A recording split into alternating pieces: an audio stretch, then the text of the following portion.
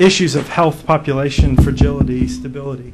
It is a series that we are very pleased to be doing here at the Environmental Change and Security Program with Office of Population and Reproductive Health Support and very direct interest and collaboration.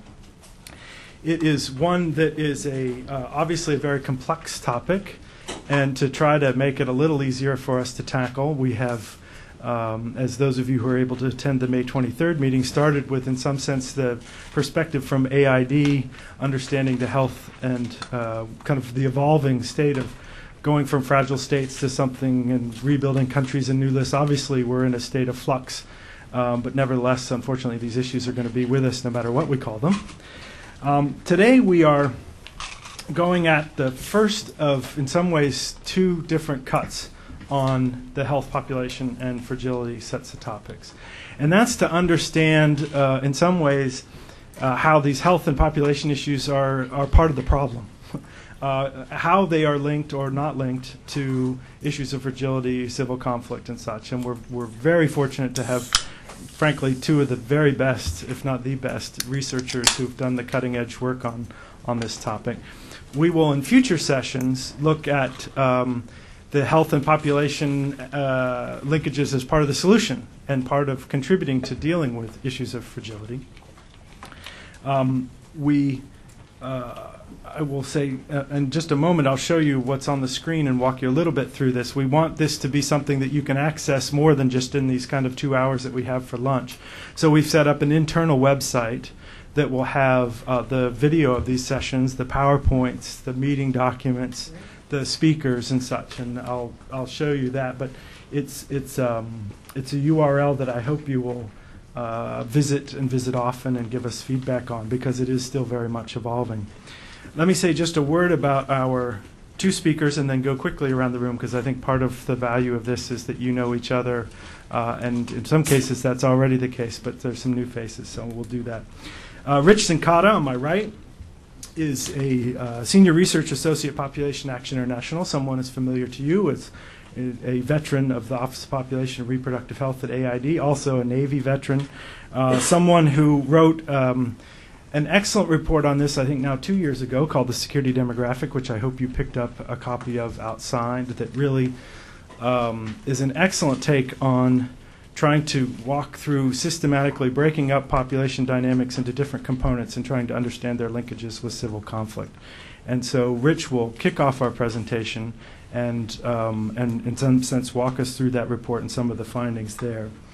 Jack Goldstone is was there in the beginning, so to speak, for the Wilson Center Environmental Change and Security Program, as well as the POP and conflict set of linkages as a researcher.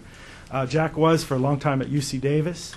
He's now here. Fortunately, we're very lucky to have him in town at George Mason, where he's the Virginia E. and John T. Hazel Jr. Professor of Public Policy at their School of Public Policy.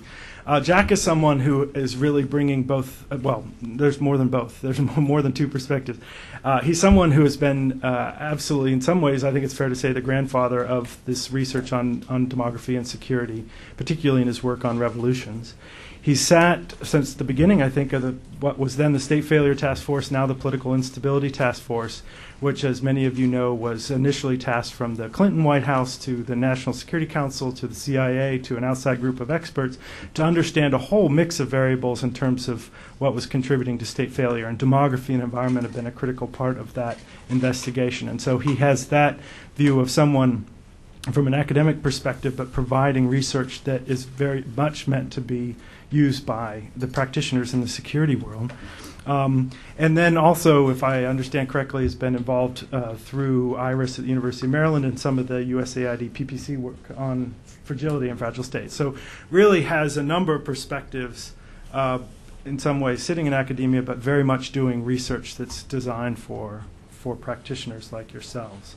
I think the key point, I'll do this quickly and we can look at it here after the fact, but the login, or the URL, excuse me, is www.wilsoncenter.org/fragility.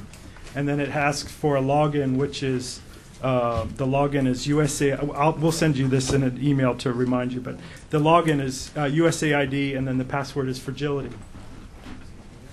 I'm sorry. Just to show you, give a taste. So we have a quick note about the series. Quick note, it gives you a sense of our meeting.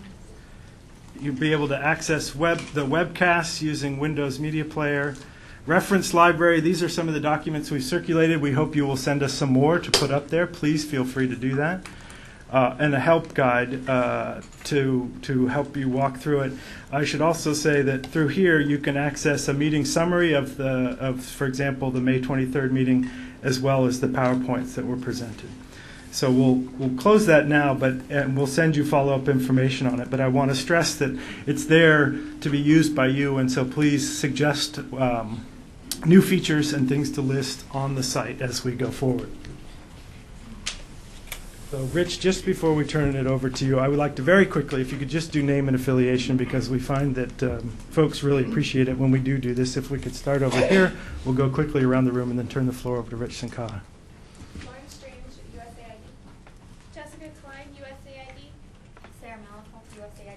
Virginia Lopez, USAID. Sarah Alkenbrecht, Futures Group. Dan Hicks, John Snow Incorporated. Peter Gardner, Wilson Center. Jeff Spieler, Research Division in the Office of Population at USAID. Elizabeth Jennifer, USAID, Office of Population and Reproductive Health. Elizabeth Leahy, Population Action International. Sarah Harbison, USAID. Judy Manning, USAID. Sandra Jordan, USAID. Tara Lewing, USAID.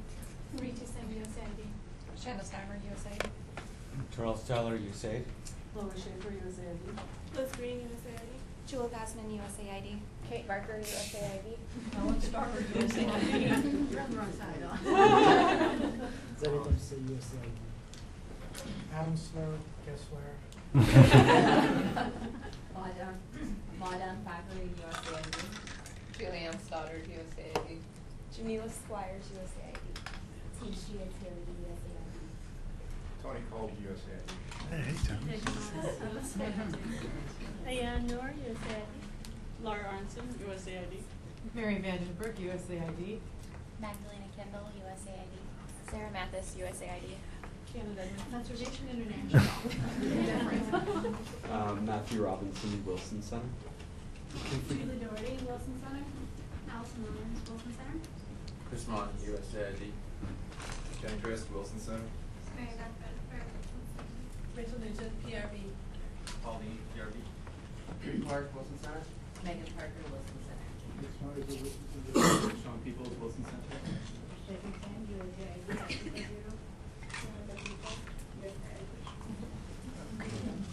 Terrific. Well, the meeting is for USAID, so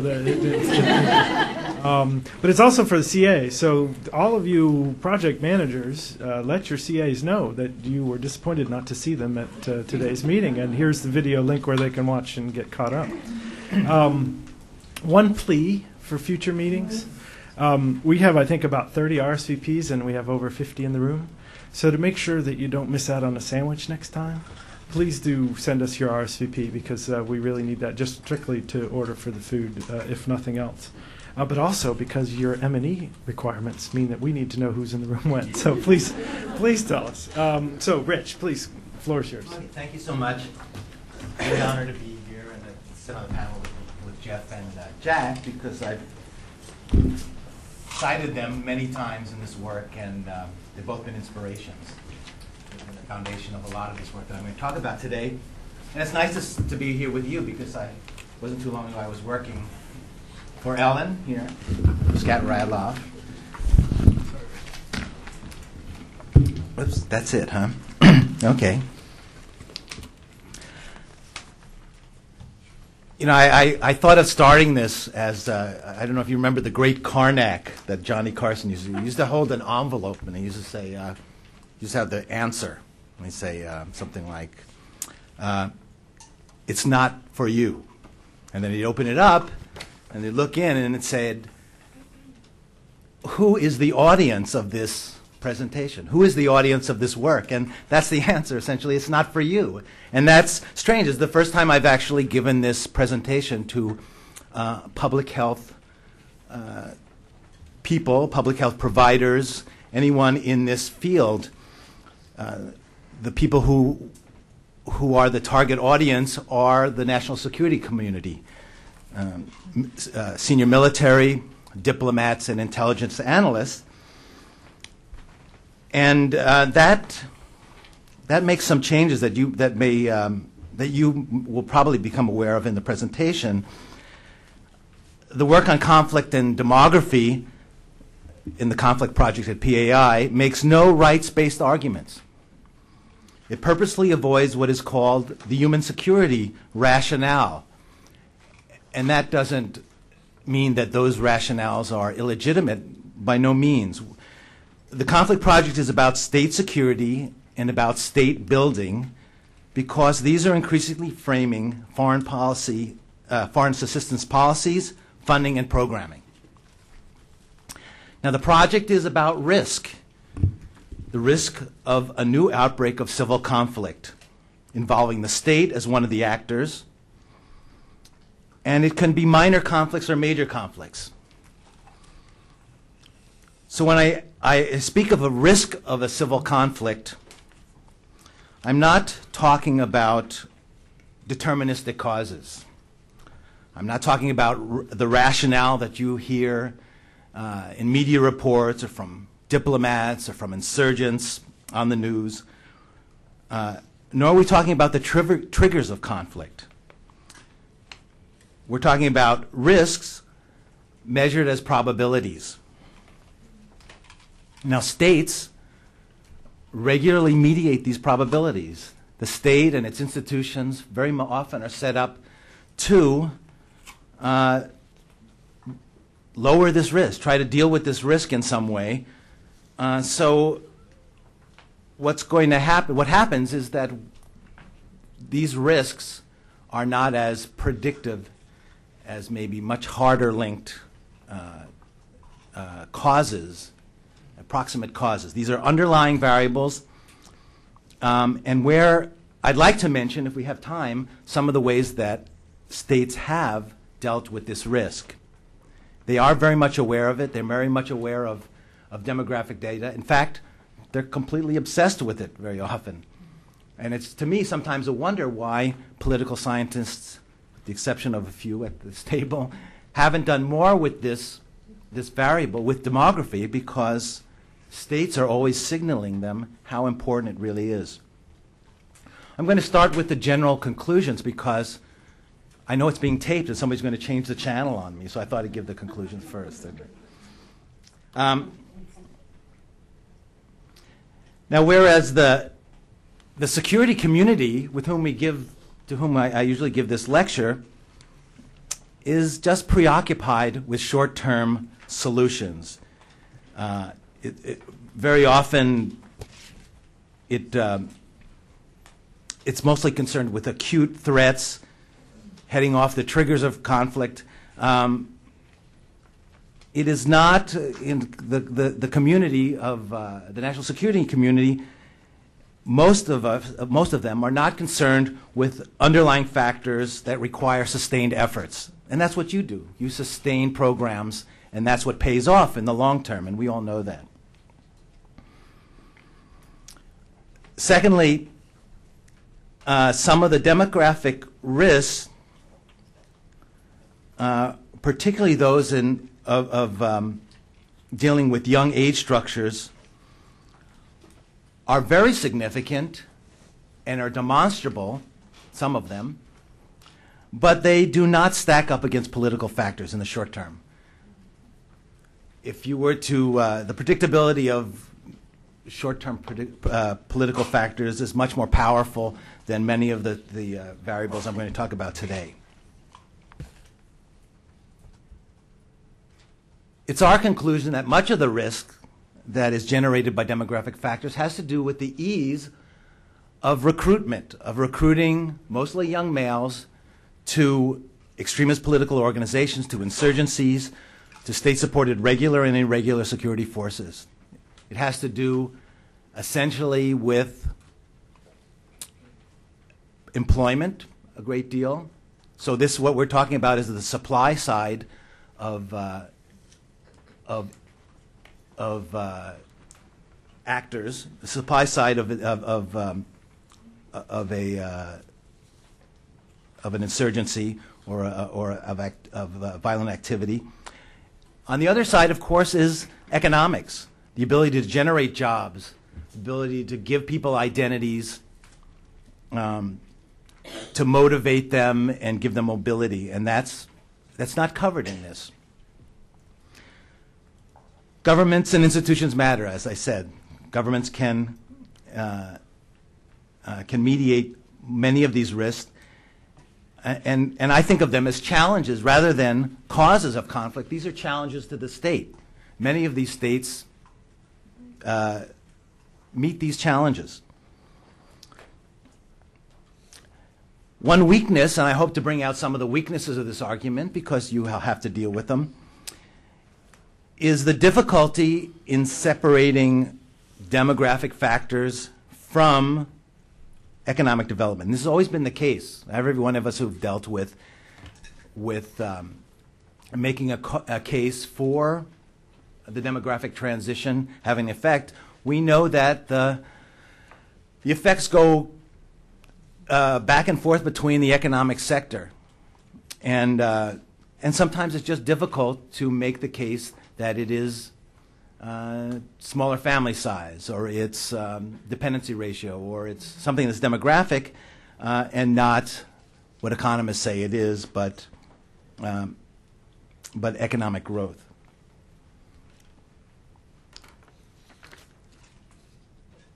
And finally, I think the point that we've tried to make is that this is all about the demographic transition. You're going to see me try to tie things into the demographic transition. Some of them work very well, and some of them are a little bit of a stretch.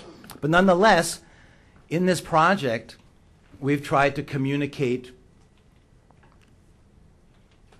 about the demographic transition, how momentous it really is, what it is, how it extends into society, how it is important for the national security community to understand this transition. And it's really quite amazing to me that they don't, and they don't very often.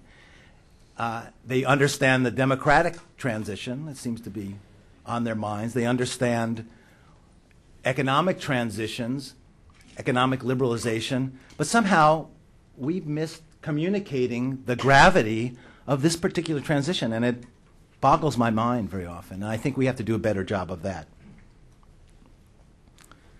Let's see if I get this right. Okay, let's get on to some of the more specific conclusions.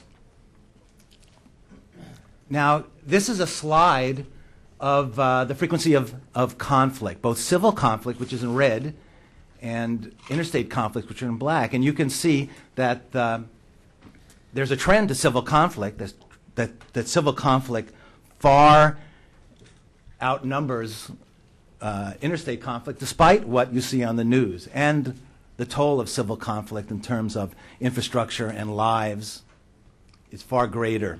You can also see a peak in civil conflict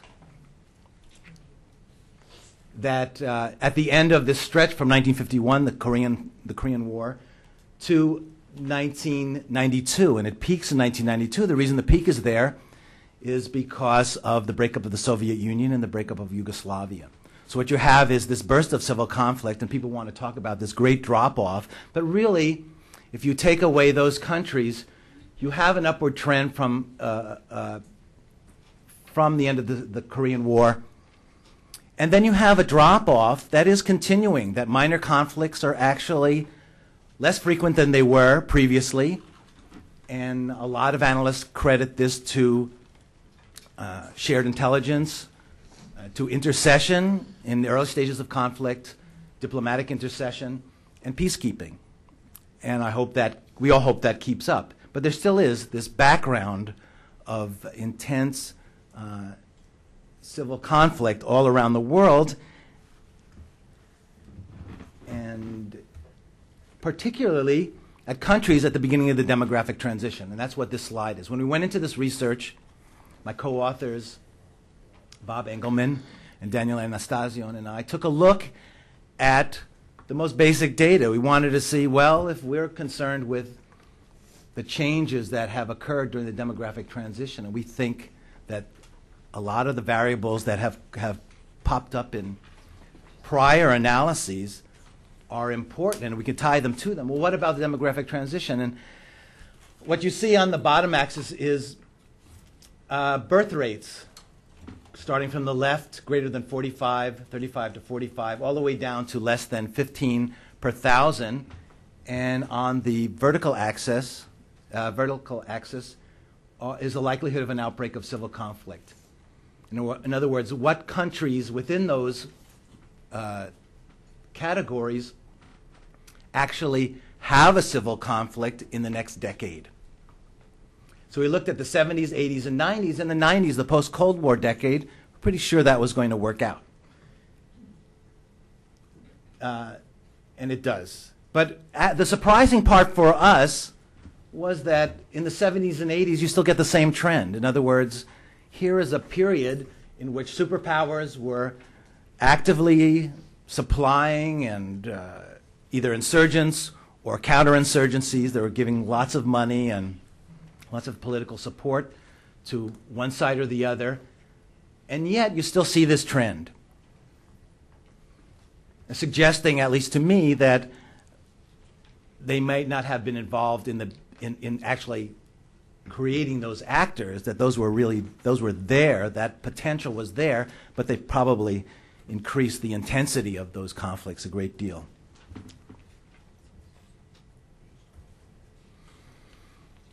Now, when we take a look at these, the case we tried to make was to look at different types of evidence. That, looking at the relationship, looking back at the literature that authors had been working on for decades, really, in looking at demography, we thought it would be good to try to answer why is it that this relationship works out for those decades, and come up with, scan the literature for possible hypotheses which would explain some of that change during the demographic transition. The beginning of the demographic transition, countries seemed very prone to civil conflict, a new civil conflict. Toward the end, they're much less likely, and the changes seems to be gradual along the transition. First of all, we looked for cross-national and time series studies.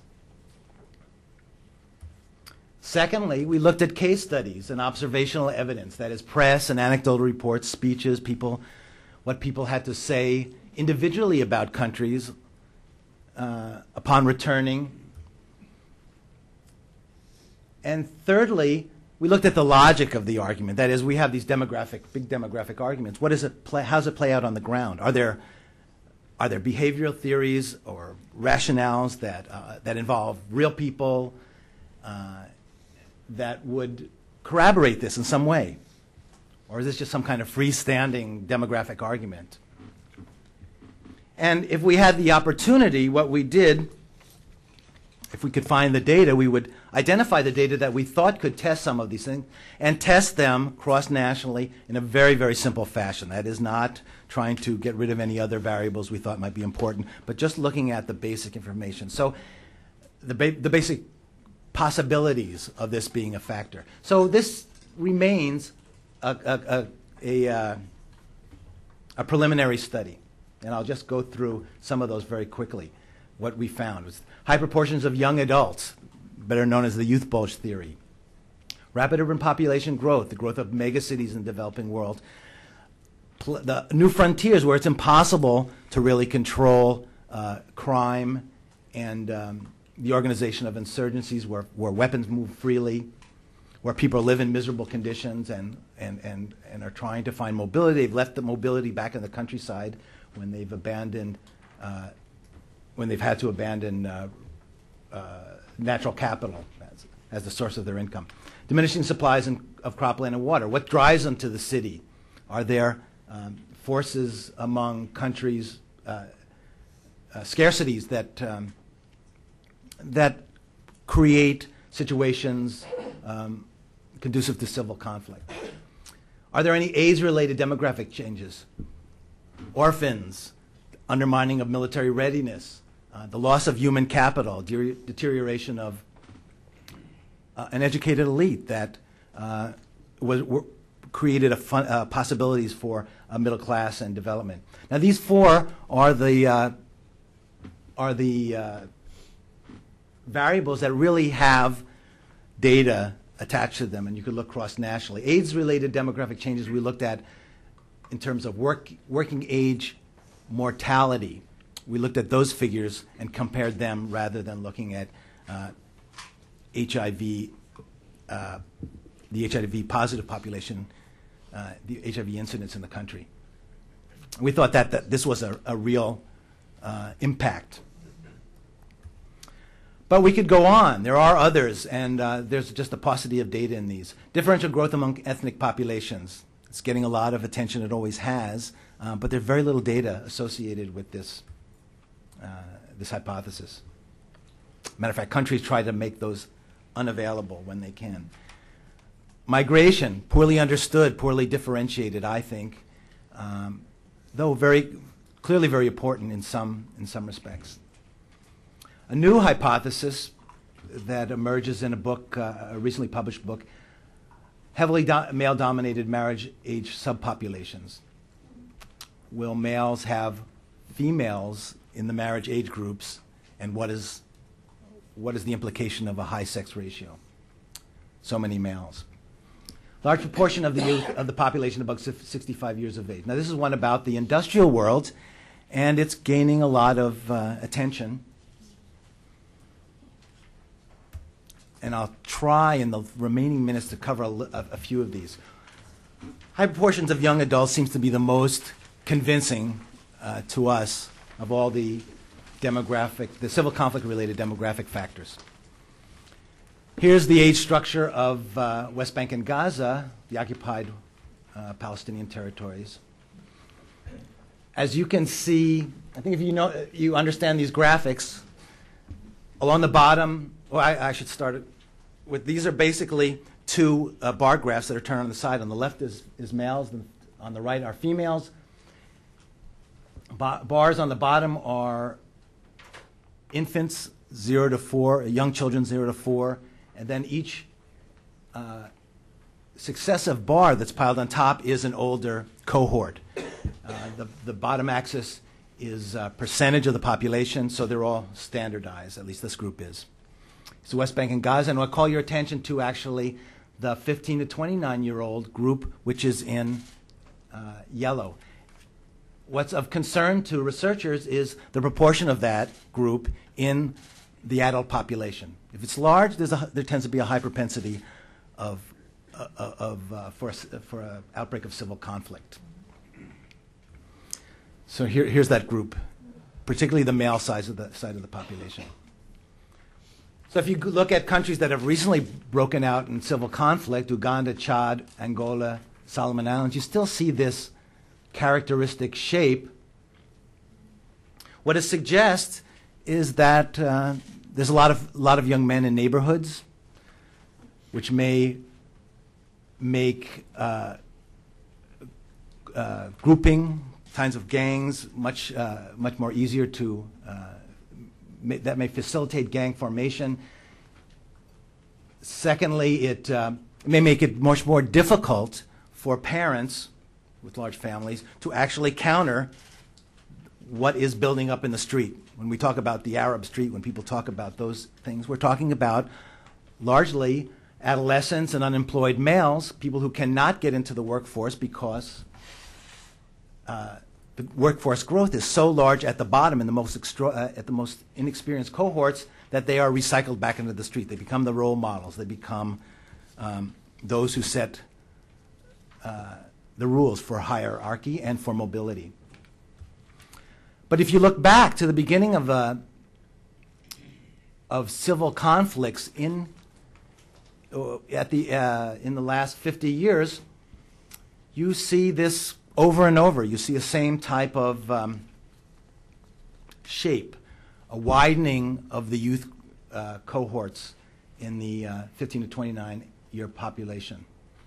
See Colombia 1970, Lebanon 1985, Northern Ireland 1971, Sri Lanka 1985, and And I think where you see really big changes, like in Northern Ireland, Sri Lanka, Lebanon, and hopefully you'll be seeing more of it in Colombia, you're seeing it already, perhaps that will have an impact on civil conflicts. Perhaps. It's very hard for conflicts, once conflicts get going, and particularly if they capture resources, that may be difficult. Here's Afghanistan now, and the question to the national security community, what kind of population would you rather see on the ground? One that has almost an infinite capacity to mount a sort of a low-intensity civil conflict for many years because of the growth of the younger age population, or one where actually the youth cohorts are dissipating in size, as in Lebanon. Here's what a map of the proportion of young adults looks like around the world. The darkest purple is the most extreme category. It's 50% or more of the population, of the adult population, is in the 15 to 29-year-old category. And the next category is 40% to 50%. And they pretty much line up with the most conflict-prone regions of the world. The Andes, parts of Central America, Haiti, Sub-Saharan Africa, the Middle East, parts of South Asia. It's not a perfect fit, but nonetheless, I think it does a very good job, particularly if you looked at the ability of countries to counter this with perhaps job growth. You might be able to improve this map, perhaps. So I think rather than, how much time did I go past? I have 5 minutes. Okay. Well, I think what I can do is, let's talk in the framework that I was, just very quickly, the framework that I had laid out about what evidence we were looking for. I think high proportions of young adults has a lot of evidence at all three levels: case studies, cross countries, and behavioral theories. Rapid urban population growth, a bit weaker. I mean, rapid urban population growth seems to be very highly correlated to high proportions of young adults. It makes sense, but I think my feeling after 2 years down the road is that it may just be a complex of rapid urban population growth and high proportions of young adults that are sort of glued together. You get one, you get the other, and you even get very extreme youth bulges in cities. Diminishing supplies of cropland and fresh water makes sense, and at the behavioral level, lots of great case studies and theoretical development in that respect. Thomas Homer Dixon, other people who have done wonderful work. And at the national level, it doesn't seem to bubble up to be a conflict that the state is involved in. It seems that many of these battles are being fought between marginalized people, people who don't matter a great deal to the state, and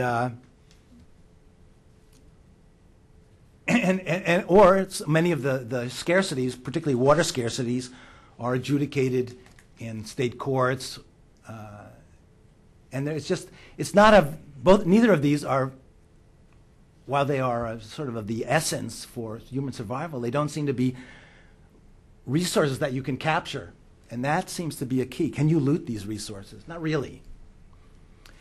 Age-related demographic changes make sense on the ground, really important for human capital, maybe a factor in the long run, but really, when you look deeper at some of the things that I mentioned, you don't get much evidence. You really don't see it as a strong factor, risk factor. It's maybe too early to tell, and that's what we said in the report. Maybe too early to tell, but there's a lot confusing about HIV, AIDS, and security for me. But this one isn't too confusing. When you take a look at the age structure of Botswana, with and without AIDS in the future, 2020, the black population pyramid is with AIDS. And that's wrong, isn't it? It's wrong. Somebody's turning this around. Sorry. The black one is without AIDS, and The red one is with AIDS. So what you have in that red population pyramid is an age structure we've never seen before. Lots of young kids, some loss of young children in the earlier years, but very little support in the later years. Heavily male-dominated marriage age subpopulations. Not a lot of evidence. Sounds good, but doesn't pan out, and that's a big discussion. Large proportion of populations above 65 years of age. Well, this is a coming concern for many reasons for industrial countries, but it looks, for security, for people in security at least, at this point, that it's much better to have countries at the later stage of the demographic transition. Definitely there may be costs in terms of pensions and pay-as-you-go systems, but you don't want to sustain countries there if you're interested at the early stages, if you're interested in global and regional conflict. Okay, I'm going to pass on these, and I was going to just show you a couple issues. One was another interesting slide, how demography may influence security in at least one part of the Middle East. Take a look at this slide. This is for populations in a very ethnically fractionated country within its current borders. It's Israel. And these are four populations that are very different in their religiosity and in their population size. Israeli Arabs are on the left with a fertility rate of slightly higher than 4, I think about 4.3. Palestinians on the West Bank and Gaza averaging over 5, although Gaza is higher than that. Ultra-Orthodox Jews, a small but very powerful political force in Israel because they are very conservative politically and religiously, and they hold sort of a key position in the formation of a government. And then finally, other Israeli Jews have relatively low fertility. I think I'll just end there, and to give Jack some more time, and just to make you think about how important really demographic change is and what you do, how important that is to national security makers and what they must be considering right now. Thank you. Terrific. Thank you very much. As a reminder, we have handouts that essentially give you the research that Richard was talking about, both in the full report length, an article length from an issue of our report last year, and then also Jack Goldstone's review of Richard's report. So in some ways getting our panelists commenting on each other. But let me turn the floor over to Jack. And as I mentioned, Jack is someone who has been a longtime contributor to the research on how population issues play into issues of conflict, particularly revolutions, but also someone who has been part of contributing to the process of the Political Instability Task Force from PBC, Fragile States, and generally interfacing with the worlds on the conflict and security community that is trying to understand these issues, and they've been really looking to him to help sort it out as well. So Jack, please, the floor is yours. Thank you. Well, it's a pleasure to talk to a professional public health community about these issues, since I owe a good bit of my career to that. In fact, let me give you a little history to explain how these notions of population, public health, and civil conflict came together in my life, may illustrate things that will be useful for you. I actually started my academic career with an interest in civil conflict, primarily. I was interested in the origins of revolutions. I spent a lot of time studying cases of revolutions, trying to figure out, well, why would a government with all the military and financial power start to lose ability to control society? Why would a government lose its authority? Was it a question of people were mad at the government or people were mad at each other? There was some of that, but you find that pretty much all the time. What was distinctive in cases of civil conflict was the inability of society to provide a stable transition across generations. That is, young people would come to adulthood at a time when they found it difficult to fit in. There wasn't a place for them. There were changes going on. The government usually was having trouble maintaining its revenues. The job market wasn't absorbing people. There were shortages of land. People were looking for organizations to join that would give them a leg up in the competition for grabbing a place. And so you had the formation of rival factions seeking power, and as these factions grew stronger and as the government's resources grew weaker, social order got more precarious. So I had a good sense that this was part of the dynamic. I couldn't tell you why did that happen at some times and not others. But at one point in graduate school, we probably all came to this point where you have to support yourself somehow. And I was looking for a job as a teaching assistant, and the course I wanted to teach was not going to be offered. The professor came down ill. They canceled it, and so I was desperately looking about for any kind of job. And there was a course being offered by a professor from the School of Public Health. Masnick was his name. American Demography. And it was a course on American demography and public policy. Now, before I started my study on civil conflict, I'd done a lot of work on basic U.S. domestic policy, housing, transportation, environment, and so on. And so I went to Professor Masnick and I said, I know you're teaching a course on demography and public policy. Honestly, I don't know anything about demography. I never had any reason to study it, but I do know a lot about policy issues and policy research. And he said, well, here's the deal. If you're willing to study, I'll teach you what you need to know about demography, and you help my students identify the materials in the library, guide them to the congressional hearings, the yearbooks, the policy work. And so we cut our deal, and that was fine. And I learned a fair bit of demography. What was interesting is the course was really about American demography post-U.S. baby boom and the policy problems that generated. And the policy problems faced by the United States and other rich country governments in the wake of the baby boom were providing an education system for rapidly expanding population, providing housing, increasingly public housing for people who couldn't find housing in the regular markets, dealing with a rise in crime, dealing with youth gangs, dealing with immigration. And I saw the same kinds of problems of here's a generation that's having trouble fitting into the status quo in society. There are people coming in from outside. There's a huge number of people being born. The government is being called on to provide services for all of these people. It's not so easy. The older generation is trying to figure out how do we keep our authority over these huge numbers of young people. The young people start to feel empowered and want to create their own world. And so I took those ideas and I went back and looked at my literature on revolutions. I said there was a lot of similar infatuation about creating new worlds and visions and youth, people looking for a new idea of how to rebuild society. And then I went back to the historical demography literature, which at this time was still pretty immature. But sure enough, it turned out quite surprisingly, and no one really had uncovered this yet, that before every major revolution in world history for the past 500 years, there had been a relative surge in population. And during periods of political stability, populations generally had been stable. Now, for those of you who have looked at historical demography, you know there are some pretty century-long swings in the history of population.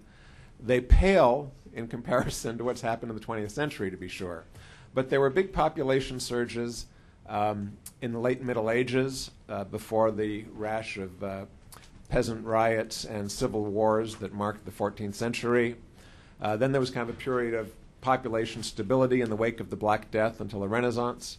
Then there was another surge of population growth from about 16th and 17th centuries that was also accompanied by a growth of cities and a growth of trade. And a lot of people, again, moving around trying to fit in, and that was followed, sure enough, by a large number of revolutions and civil wars in the mid-17th to late 17th century. And there was another period of population stagnation following waves of smallpox and other disease. And then in the 18th century, population started to grow, grew very rapidly, led to romantic youth generations leading revolutions from 1776 and 1789 to 1848. And then in the 20th century, this has spread to the Third World and continued. Now, Richard was very careful to say that you can't simply conclude from the fact that a country is growing or has a youth bulge that civil conflict is imminent. There are many other intervening variables that have to do with the rate of economic growth, whether the government makes provision for provision of services, health, education, infrastructure, labor opportunities, and so on. Nonetheless, here's what this kind of overall historical view has led me to think. It's led me to look at the demographic transition as a very unusual period in the history of the human race. Now, you're all public health professionals. You're all interested in preserving and improving human life. That is the most laudable goal, and we all share it. Nonetheless, it is not the typical condition of the human species. Typical condition of the human species is for populations to have a relatively modest rate of natural growth. That is, most human populations and societies have typically grown between 0.5% to 1% per year in the long run. And that's actually, it's a comfortable rate of growth because the economy can generally expand to absorb that. And it allows kind of room for society to adapt over time to expanding numbers. There's not a kind of sudden surge of demand for the government to provide goods or for jobs to be found or for people to be educated. But the demographic transition does create a disruption. It does create that kind of surge. The traditional demographic regime was one of high mortality and high fertility. Many children were born, many children died. And so the survival of children to reproductive adulthood was moderate. Families would have 4 to 6 children born, but on average, just slightly over 2 would reproduce in their own right. Now, demographic transition starts with a fall in the rate of mortality, particularly infant and child mortality. And as you know, this period of imbalance during which infant and child mortality has gone down, but birth rates have not yet fallen, that marks the onset of the demographic transition. And during that onset, you get a large expansion in the number of surviving children and youth. And this can go on for quite a long time, with every youth cohort being dramatically larger than the next, until fertility rates start to fall. And then you get the mature post-transition societies in which population growth rates, again, are low, generally under 2% a year, sometimes less than 1% a year. And in that kind of traditional, normal human society range. But this time they're there because fertility is low and mortality is low, rather than because both are high. Now, we all learn this in the textbooks, and we all think it's an interesting part of the modern world. What we have not connected with is how politically problematic and how difficult, in terms of simply reproducing a stable society across generations, is the burden imposed by those early phases of the demographic transition. When you have that huge surge in surviving children, children need supervision. They need education. They need opportunities. They also need to be socialized into respect for existing law and order. If that doesn't happen, then they want to go off and make their own way, which is often fine, and it's good to have adventurers and explorers, but it's not good to have a society without a sense of order. Completing the transition, as Richard has shown, leads to a sharp reduction in the kinds of civil wars and conflicts we've seen. The real focus of difficulties that societies have is in those early phases. And this is not just the East versus West or developed versus undeveloped societies. All the modern wealthy societies who are post-transition now, you go back and look at their history in the 17th, 18th, and 19th centuries, they were experiencing civil wars and revolutions when they were going through phases of rapid population expansion.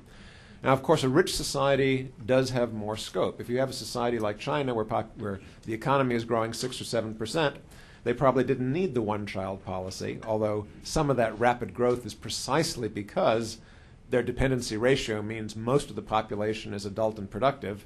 They don't have a large percentage of the population needing support from the rest. And so, you say, wow, China, population growth, that's amazing, 6, 7, 8, 9% a year. But that's also somewhat pathological. It's a reflection of a distorted age structure. In fact, I've come to look at age structures. You can think of a society as a very large multicellular organism, where individuals are like the cells. A healthy organism grows at a normal rate and within proportion. The different parts of the body grow in proportion, and it all functions well. If you have someone with an enlarged heart, or if they have enlarged extremities, it's hard for them to get around.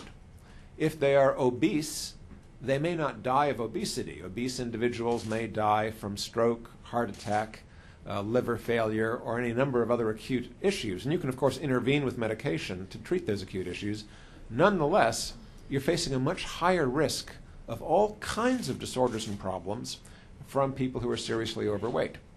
And from a kind of demographic health perspective, countries that are passing through the demographic transition, that have entered it but not completed it, are kind of obese societies. They have bloated youth and infant populations that are difficult for those populations to absorb, difficult to educate, difficult to supervise, difficult to manage their health, difficult to manage their integration into the labor force, difficult to manage their integration into social communities, and difficult to manage their integration into political life. And for all of these reasons, those countries are prone to form factions, divisions, and groups of young people who are drawn to alternative visions of order and challenge the regime. The regime itself is often put on the ropes by the difficulty in coping with a variety of demands from different groups, the difficulty in providing basic health education, infrastructure, and jobs to people. And indeed, as more and more of society's resources are simply drawn to helping families cope, there's less for government to use as revenue or for society to use as productive investment. Now, some of that can be remedied from the outside, of course. Nonetheless, for a variety of issues that simply have to do with a normal proportional growth and socialization of youth cohorts, a rapid succession of dramatically outsized youth cohorts presents a risk of political conflict and social disorder. And that is why Richard's research and those of other people in this vein are so important in terms of restating why public health and demography is still important, even in a world where we're scared to death about terrorism and imminent threats and civil conflict. There's just a lot less of that in countries that have a more historically normal rate of growth. That is, rates of population growth less than 2% a year, and rates of fertility and mortality that are more evenly balanced. So, as you know, we've moved from a situation where we're trying to encourage people all around the world to have fewer children of higher health and quality investment in those children rather than more. Now, that's a tough thing to do. In a lot of societies, particularly in Muslim societies and tribal societies, the number of sons a person has is a direct measure of their future influence and wealth. Women who profit everywhere and who support their economies tremendously when they are given greater choice about their childbearing often do not have that choice in highly patriarchal societies. Jeff has promised there'll be another session where we have a chance to discuss some of the difficulties of how do you help countries with various social and cultural obstacles to overcome the remaining blocks to getting through the demographic transition. So I won't take more time on that. But I do want to stress this notion that the demographic transition is, in some sense, a demographically pathological state. It's a state of imbalance and disproportion, and it does give rise to disorders in the body politic. The most helpful thing that public health professionals can do, as they have done, but perhaps not understood this particular implication, is indeed to help countries move smoothly through the demographic transition and restore the balance between mortality and fertility that has been lost in that process. Stop there for questions.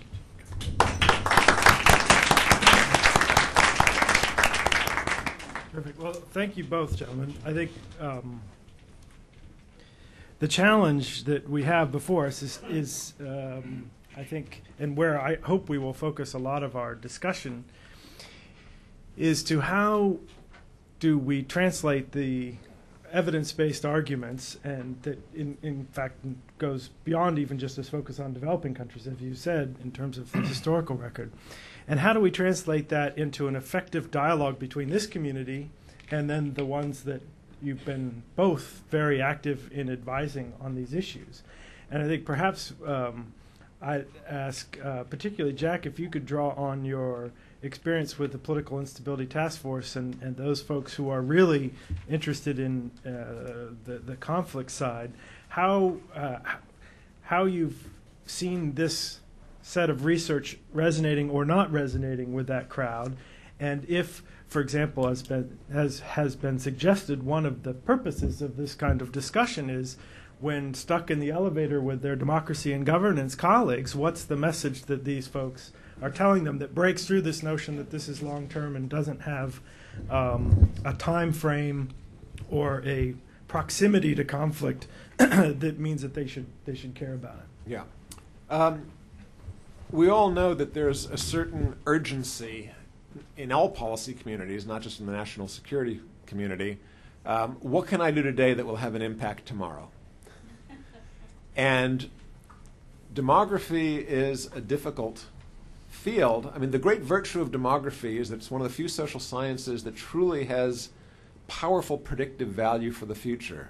You can tell a great deal about the age structure of society 20 years from now because most of the people who will be alive 20 years from now are born and the patterns of childbearing and mortality are well established, so you know what's going to happen. On the other hand, it's much harder to say what's going to happen tomorrow. There's no doubt in my mind that helping societies move through the demographic transition is a powerful force reducing the risks of conflict in the future, but it doesn't necessarily provide today's immediate success. What it does do in the short term, however, is involve people in empowerment and shaping their own destinies, which often has very positive short-term effects on economic growth. We've found that empowering women is one of the most surefire ways of kickstarting economic growth in developing countries.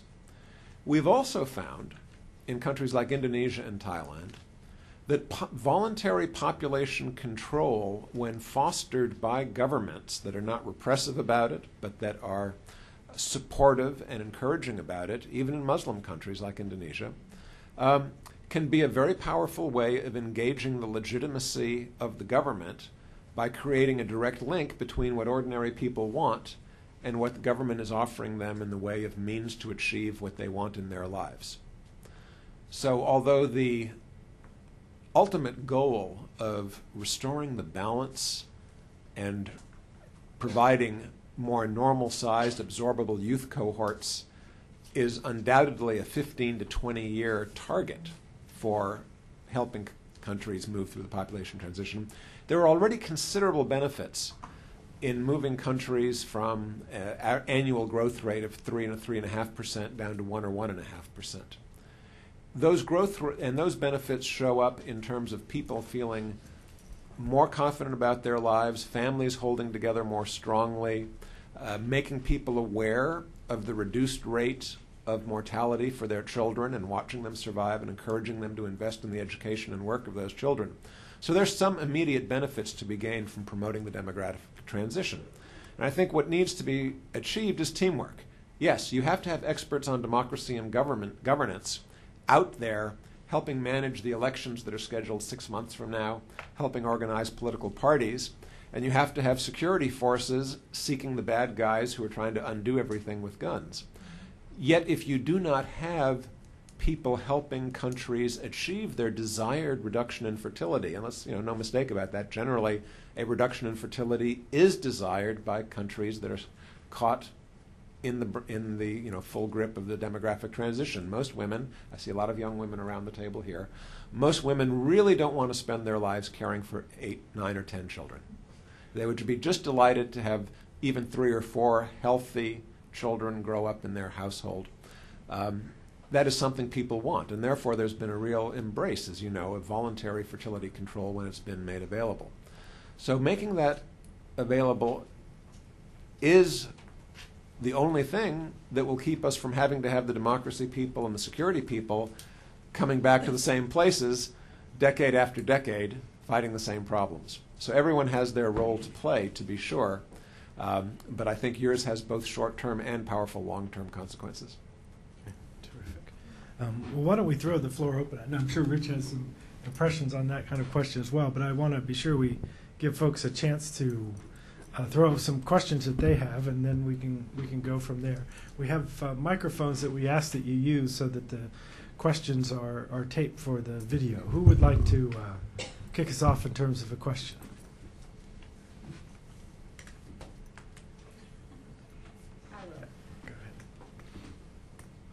I'm interested in hearing how you define civil conflict. Yeah, that's a good question. For our study, at least, we took civil conflict from a database which is generated by Uppsala University, the Conflict Data Project, and it's available online. All their civil conflicts, or actually I should say all of their conflicts, have more than 25 deaths, battle-related deaths per year, and they're graded in the intensity of conflict.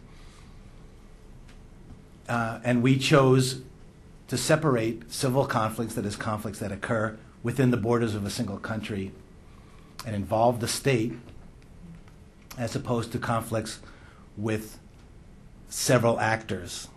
Interstate conflict is a confusing thing, as we know, as we watch it on TV roll out. Many actors, the motives and the involvement, how they became involved, is often complex.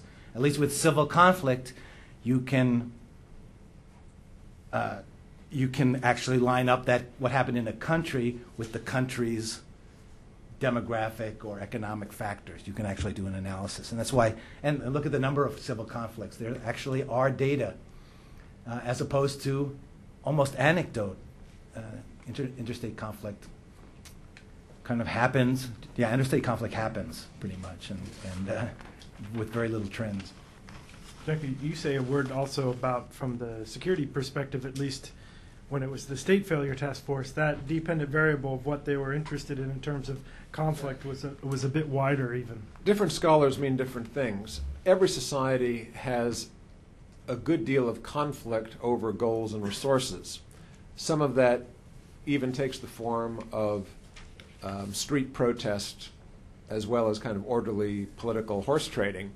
But the conflicts that Richard and I have been studying really are ones that involve large numbers of people being killed for their beliefs or their actions.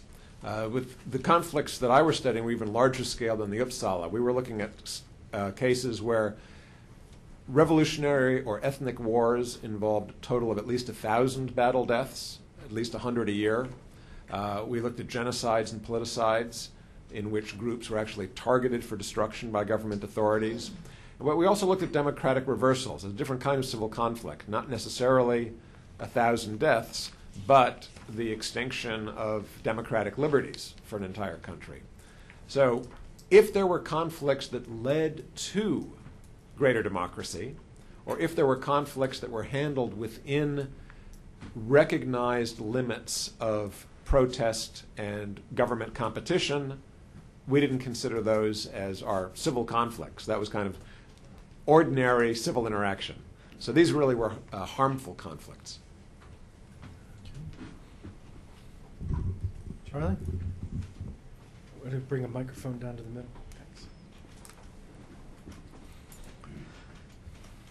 Thanks. I'd like to raise two issues. One is I think there could be more discussion on what you mean by the demographic transition. It sounds like you're using the demographic transition as a theory that is predictive, but I think our research, the research has shown that it is not a theory, number one. It is an explanation or a way of summarizing trends in mortality and fertility, and two, it is not predictive, particularly since there are so many blips. You mentioned the baby boom, but there are other blips that are generational, that are not very good in being predictive on a country by country situation. So while it's important to use it as a way to summarize history, would you agree that it is not predictive on a country-by-country basis? I think one of the problems in the poorer countries that we're working in is that mortality, while declining, we are seeing actually rises in fecundity and in birth rates in the pre-transition stage, which has happened in quite a number of African countries. So there's actually a greater gap. And then fertility can be coming down, but mortality in quite a number of our countries now, mortality and even fertility has leveled off at without the transition being completed. So I think the neo-demographic transition has many, many blips in it that are not predictive. And the other thing is when you look at your 8 conflict-related demographic factors, I think they're good ones. But I think I also took courses in college, graduate school, on the history of revolutions. And I think when you look at these factors, that the factor that I think continues to come out strong even now is the conflict over resources. The resources. Even in the same countries, you can have a conflict over land in one corner of the country. You can have a conflict over water in another part of the country. You can have a number of these factors coming, but I don't see that necessarily this is cause and effect. And I think that a factor that is maybe missing here is that in the whole problematic of the youth bulge, that there is a tremendous hopelessness rising in these populations with rising expectations and modern communications, tremendous hopelessness and not seeing a future. And when they engage in conflict, I would call it could be positive conflict and not negative conflict. They're really trying to improve their future. I think really a distinction, I think I like your distinction between kind of positive, negative conflict and positive, what you might call revolutionary change. Jack, why don't you take Well, the first I'll take both parts quickly. Let me say, I certainly agree with you about the demographic transition. It's not a predictive theory. And one of the difficulties we're seeing now, as you say, countries get, for a variety of reasons, stuck at various points in these trajectories. What I mean very precisely by demographic transition is that state in which interventions have lowered the rate of child mortality substantially, but people have not yet acquired their desired ability to control fertility, and therefore there are undesired imbalances. Now, to the extent that some countries continue to desire a large imbalance, they may, as you say, get stuck, or they may simply be unable to reach their desires because of lack of means. They may live under such insecurity that they are forced to raise their fecundity again for lack of other alternatives. Nonetheless, at the end of a demographic transition, populations, for the most part, reproductive women feel they have acquired a certain measure of control over their desired fertility and have the ability to match their desired and actual fertility. And it's the absence of that I see as critical to the transition, even though mortality has already been affected by interventions. So it's a purely descriptive condition. It doesn't project any particular kind of future.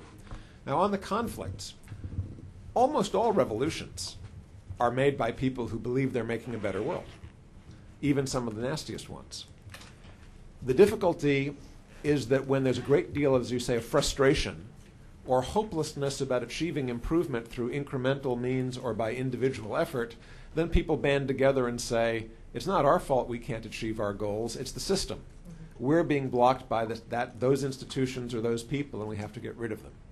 Unfortunately, many of those people are not equipped to put together new and better institutions. We had the graph up there of AIDS and why, that odd population graph, why is that a security problem? And my answer to that is to mention a novel, William Golding's Lord of the Flies. If you remember what happened to a civilized group of English boys when they were left without adult supervision and had to fend for themselves in a challenging environment, it's precisely the competition for resources that drove them to set aside the rules that otherwise civilized their life. And I think that's the difficulty. If you can seek for change within a broader set of rules or institutions, and achieve desired change, that's great. If, however, the very rules and institutions that manage society and manage its resources come under attack because those institutions are no longer doing the job, then I agree you get that sense of hopelessness and people strike out in despair. Yeah, I don't have much to add actually. Jack did a great job. I thought, I agree with you as well. But the demographic transition, there was a demographic transition theory, I think in the early days of the development of demography, 60s, where economists in particular believed that that it was economic growth that created this change in mortality and fertility. And I think that's fallen apart to a great extent, and what we're left with are different interpretations of why the demographic transition as a process, which is the way I use it, why the demographic transition as a process occurs. And true, that process is sometimes less predictive than we'd like it to be, or at least predictions and projections don't always work out. As far as land and resources, I kind of stick with our interpretation in the security demographic. I know that there is, when you talk to the military, it just seems that land and water should be the most important thing, and maybe that's a holdover from the way war was. It was an invasion, and very often people stayed, and why they stayed is because they wanted a chunk of the resources of another country. Under the current system, it's very difficult to do that.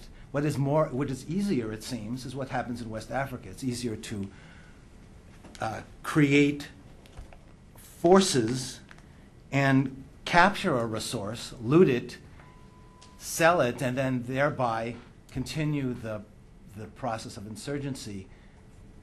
And the more lootable the resource, such as diamonds, timber, taxing illicit drugs, extorting money from oil companies, and even kidnapping, the more successful you can be as an insurgency or a terrorist group. The bare fact is that land and water matter so much for the common people, and that does create agitation when there is less of them. But if you're a marginalized group and you can be controlled by the government or manipulated by them, your success in continuing an insurgency over those resources is almost nil. It's just, once you've got it, you got a farm. What do you have? You have a farm. You don't have, it's pretty hard to turn that farm into rocket-propelled grenades and an attack on the Capitol. So, at least in the modern sense, I think right now what we're looking at are resource wars that are fought over lootable resources, rather than those in the old sense of conquering, taking land. Very often it was, and in fact, very often it was the pastoralists who, once they gained a technology, once they had the horses, once they had the training of the men, and once they were fierce enough, they took the city and took the lootable resources from them, and then took the farmland with it. Resource like oil? But yeah, that is. But you know, it's pretty hard for an insurgency to actually transport oil. The state can do it. What they do instead is extort. I mean, millions of dollars are being extorted from oil companies just so the pipelines continue to flow. Okay. Yep, please.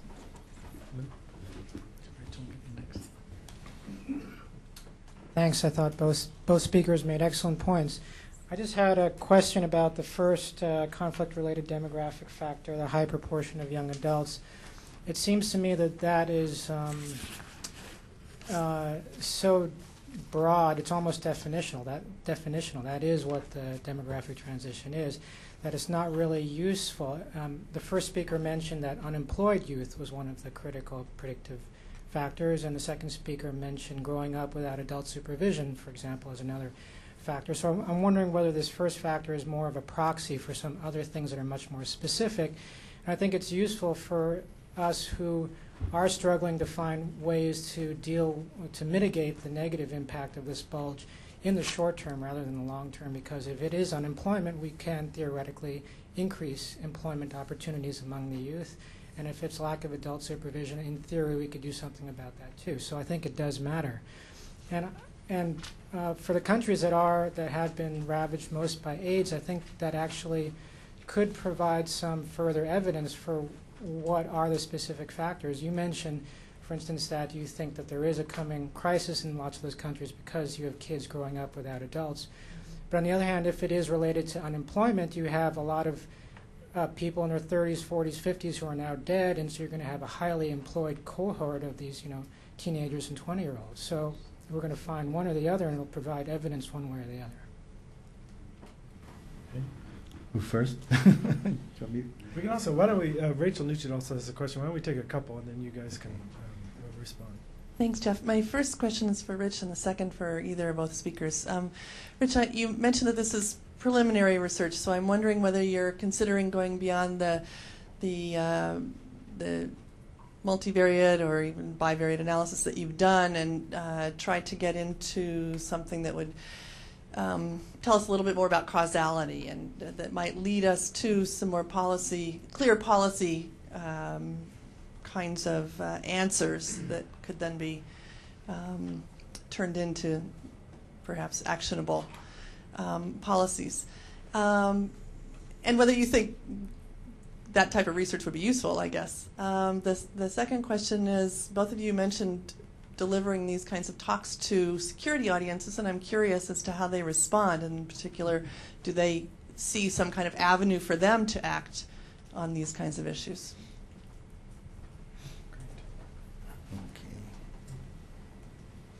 Yeah. Okay. You want me? Let's see. The first question. Definitely, I think that the demographic, that youth bulge, is a proxy for many things that are going on. There's no doubt about it. Economics, job creation certainly matters. One point is, and we try to make this often,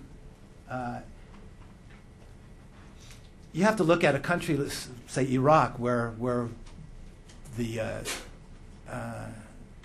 working age population is growing at between 3 and 4% per year. The U.S. would be unable to fill those, be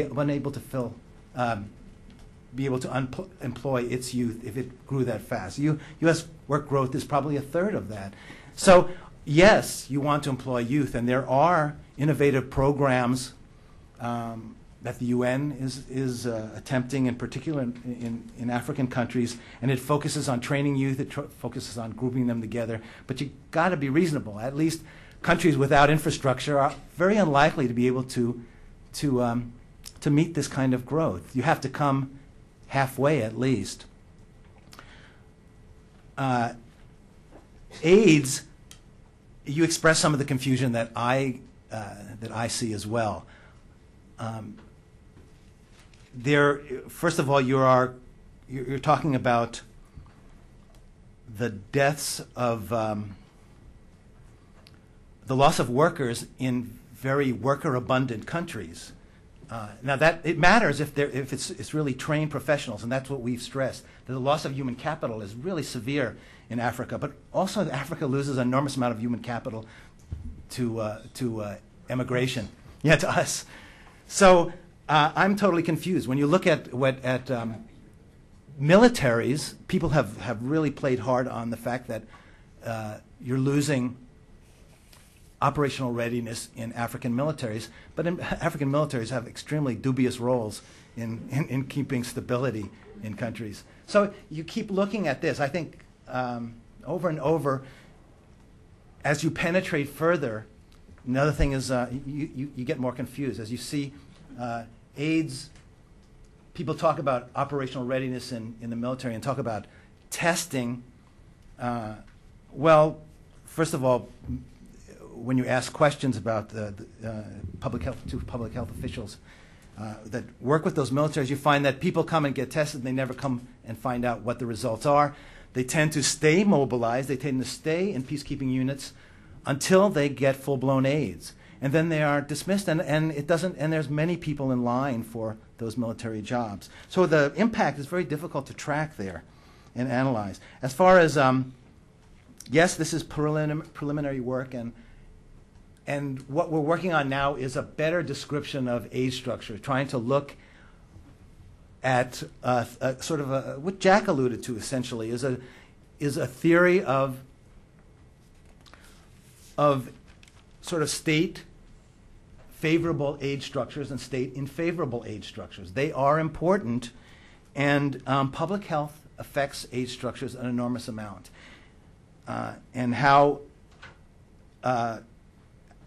strong a government is and able to respond to the type of age structures it is stuck with matters, both for economic growth and also for its own political and economic stability. And I maintain that it may be, particularly in East Asia, which not everyone agrees with me, is that the democratic transition itself may have hinged on the ability of those populations to get close to a two-child family.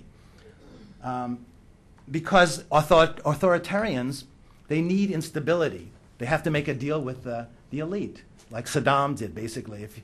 What happens if you let go? What happens if there's no Saddam? You can see what happens when there's no Saddam. But that's the case in many countries, particularly ethnically divided countries.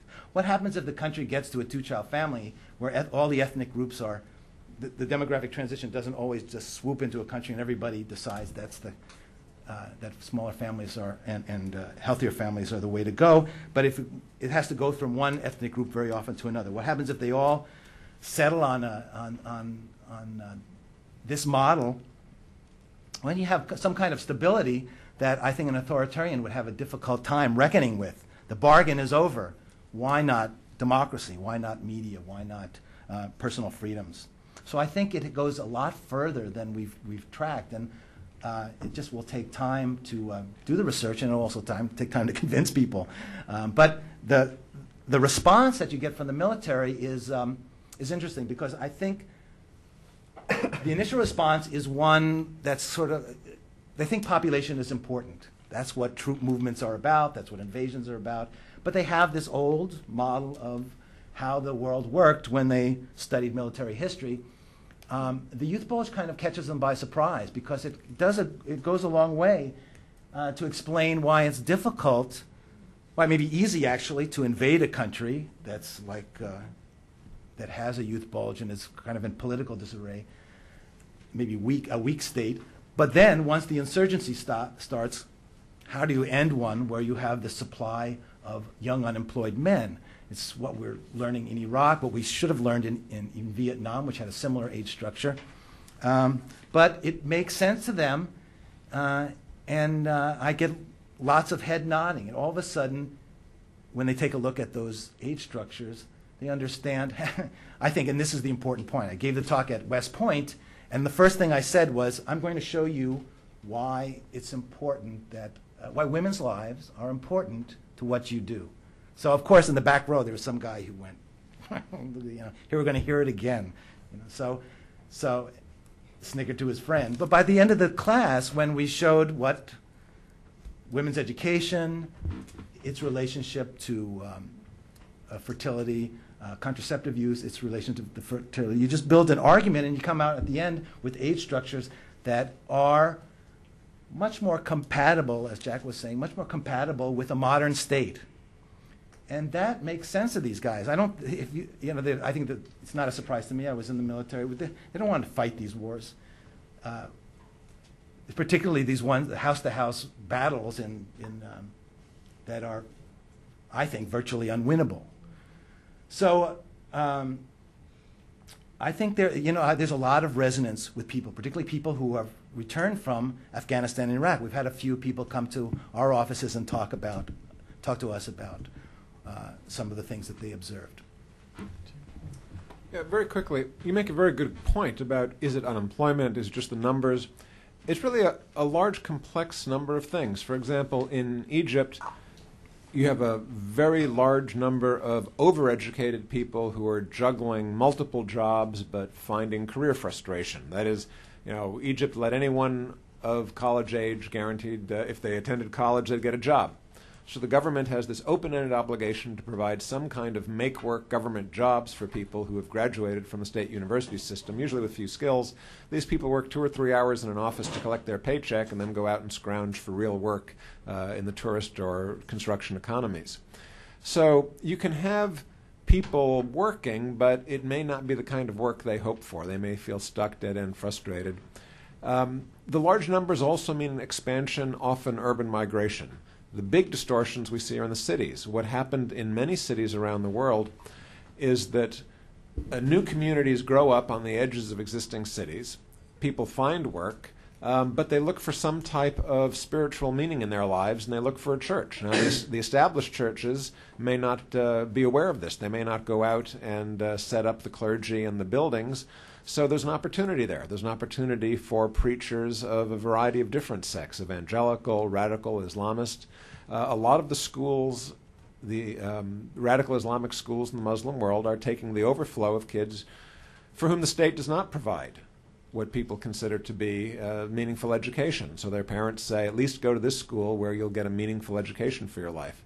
The cultural displacement of an overlarge youth cohort can often be as substantial as the economic displacement. So it's not just one or the other.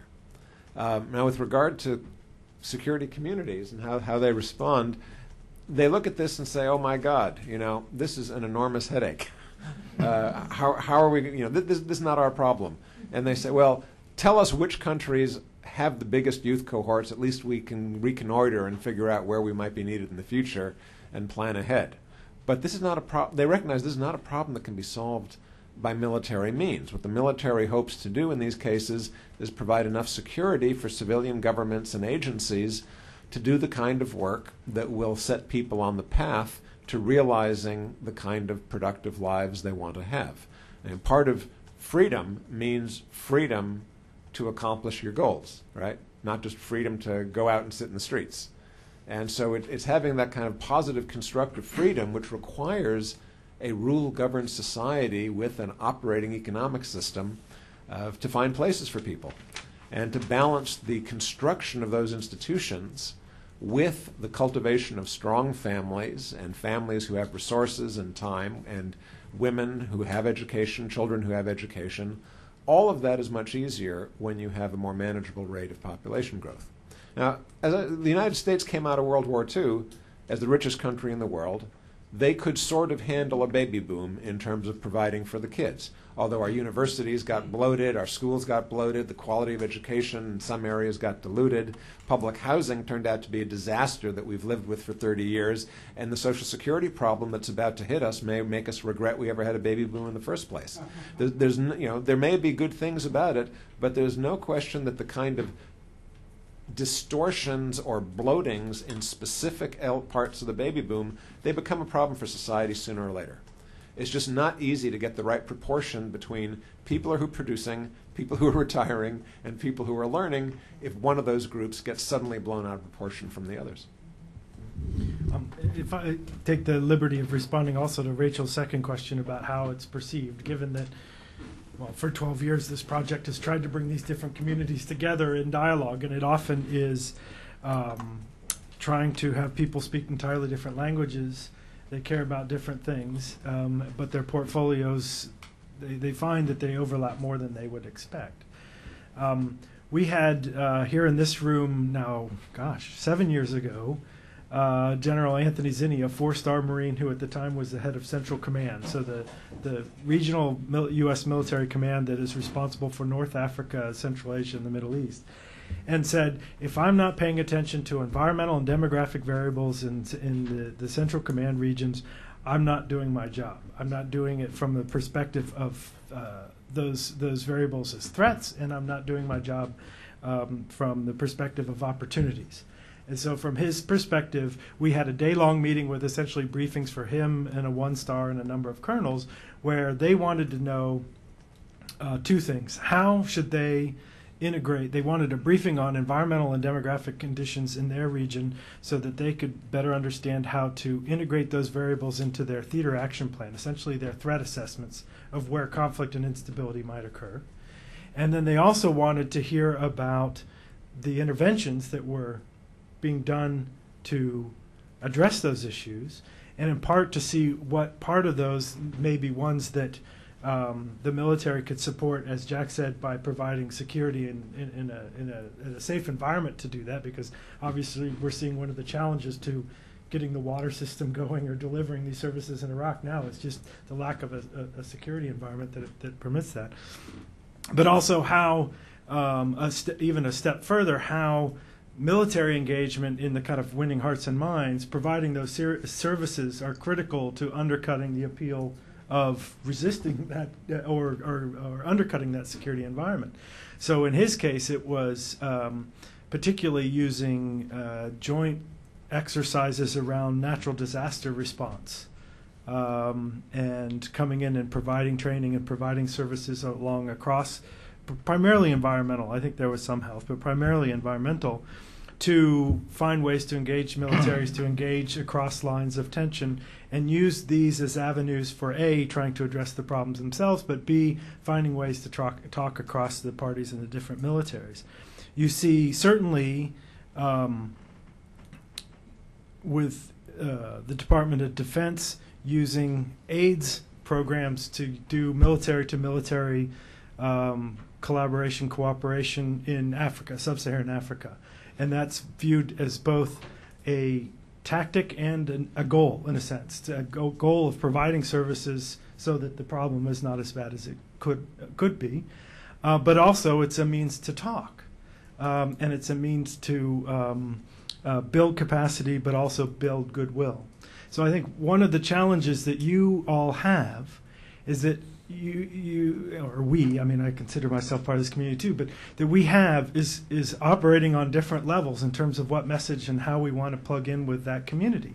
On one level, we're so used to having as the end, the health goals as the end, right? The dependent variable, we're trying to do things to improve that. And that should and always will be the bread and butter of this community. But in some ways, as you know, we're doing elevator speeches in part to gain partners, supporters, collaborators, folks who will support greater and at least the same levels of investment in health, but by people who care about different things. And so in some ways, part of the series is in some ways to introduce some folks for the first time to this mentality of what it is to care about stability and security. And if health is an avenue to dealing with that, as a tactic rather than a goal, then that's one way to plug into that community. It's not your ultimate end, but it may be supportive of your ultimate end if it wins you greater allies in dealing with that. And given the frame of fragility, conflict, security that really is, we had Marvin Ott here from the National War College. He said, if your issue in this town is not tied in some ways to the security frame, it's not a first-tier issue.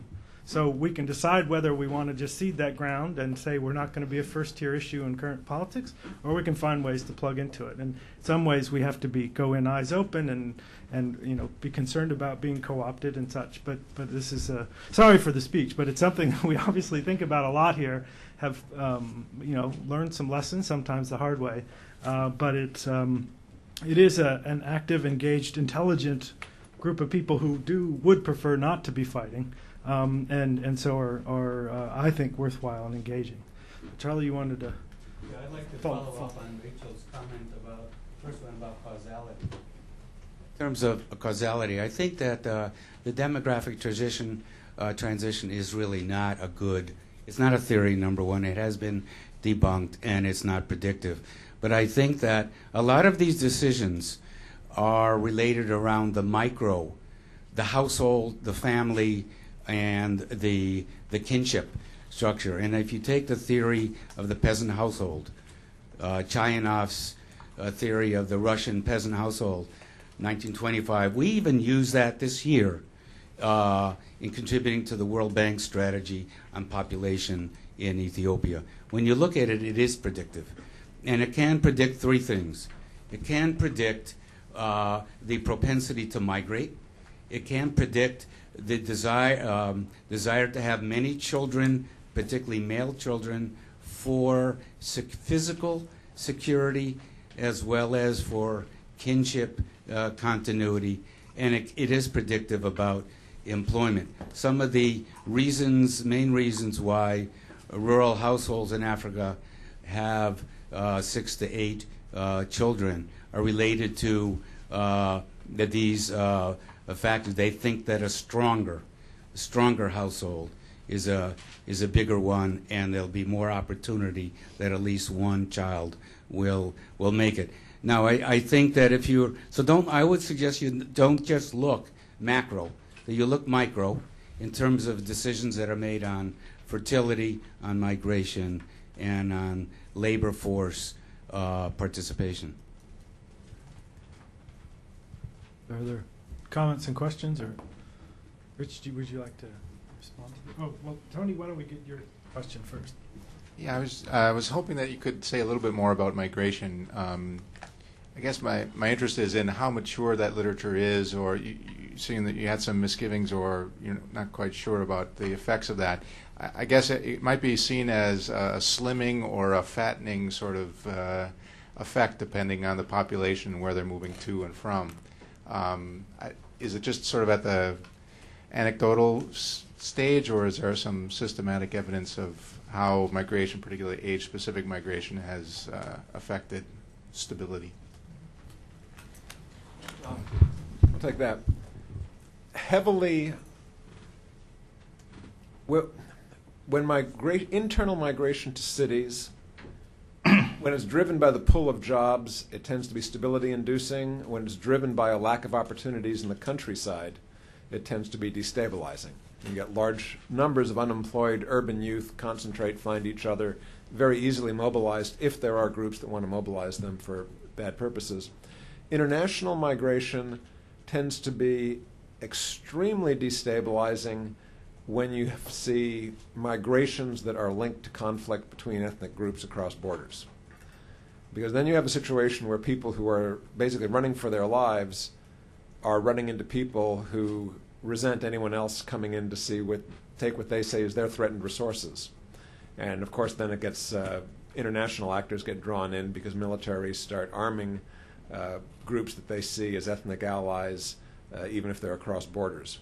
So they're very different kinds of migration. Now there's a third flow of migration, which is the voluntary labor migration from developing countries to developed ones, that only has started to induce conflict in those areas, again, where you get a concentration of unemployed young migrants who feel excluded from society, the kind of thing you had in Paris last year or in Brixton 10 or 15 years ago. And that's very much, to pick up an earlier comment, an issue of employment and inclusion versus underemployment, exclusion, subjective feelings of discrimination and persecution. When you have, basically when migrants are absorbed and function, no conflict. When migrants are treated as dangerous, alien, when they are discriminated against, then you have high chance of conflict. No, that was good. Are there other? Yes, please. You've mentioned some particular regions such as Africa, et cetera. I wondered if you could talk about any trends or tendencies you see developing in this area for other regions such as Latin America that might not have come out at the overall macro demographic factor analysis that you presented. Could you repeat that one? I'm sorry. It's that, Regional trends. Regional trends. Regional trends, specifically Latin America. Really Latin Venezuela. Let me think. What you have in, you have in the Latin American Caribbean region, you have the separation of the Caribbean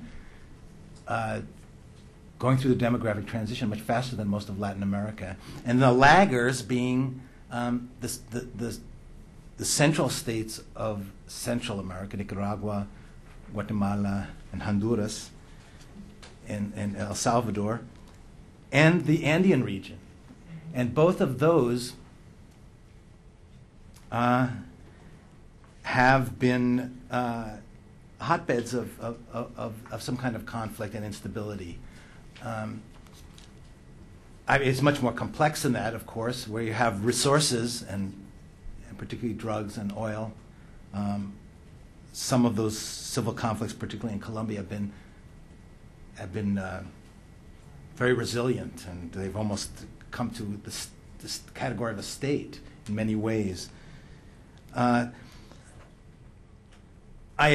It's such a strange place because you look at the cone of South America, and they are sort of pseudo-industrial countries, and they have been for a while, sort of at a little bit higher than, with fertility and mortality rates, a little bit higher than you would have thought for a European country. And then you have Brazil, where you have fertility come crashing down, but you have had an inability actually to sort of capture some of the things that happened in East Asia. And this is what has been a criticism of some of the governments in Central America, is that they should be on the verge of going through a kind of demographic bonus that you saw in East Asia. And unfortunately, perhaps because they're hierarchical populations with an elite that has not done its homework and provided services for the great bulk of the population, many of often who are indigenous populations, you have a widening of society in terms of employment and wealth, and you have a failure to capitalize on some of the dividends that should be coming up in terms of lower dependency ratios. So it's kind of a question mark.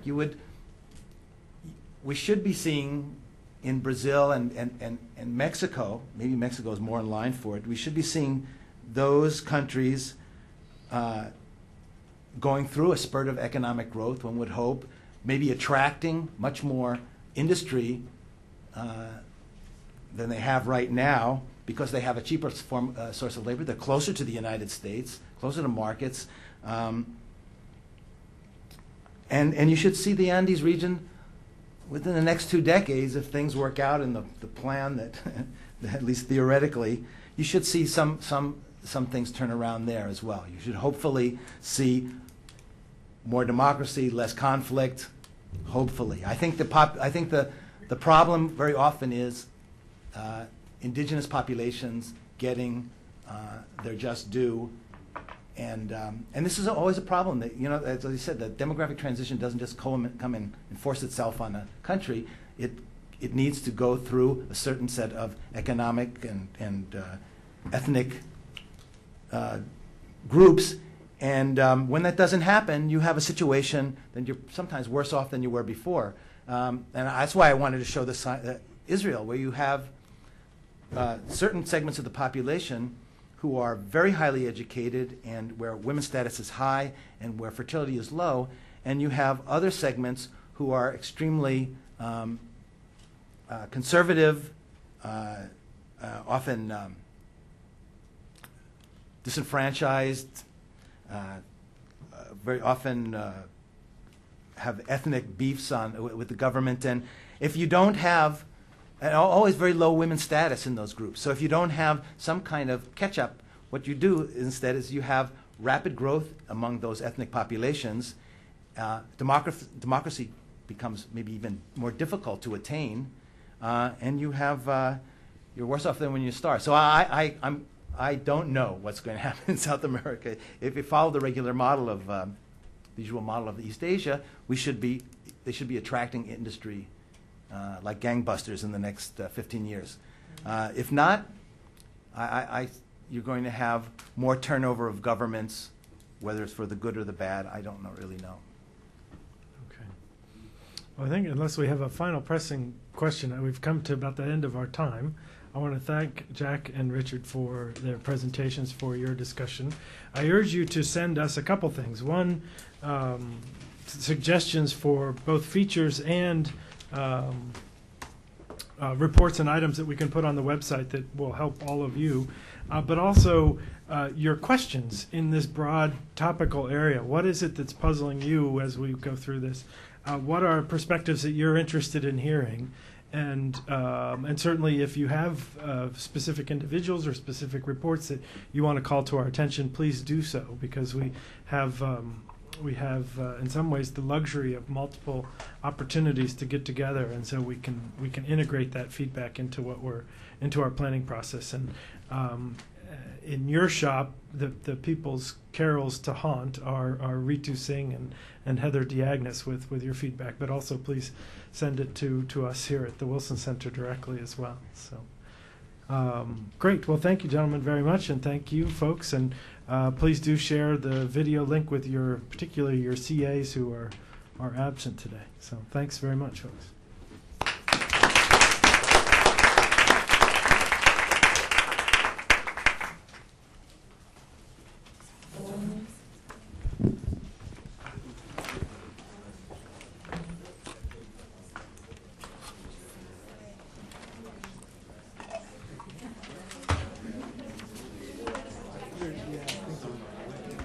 Well, we're going into the fall, so that's fine. Yeah.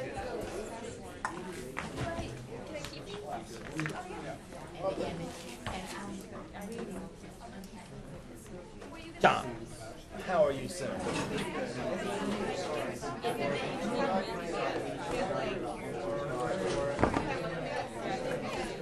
Fine, how about you?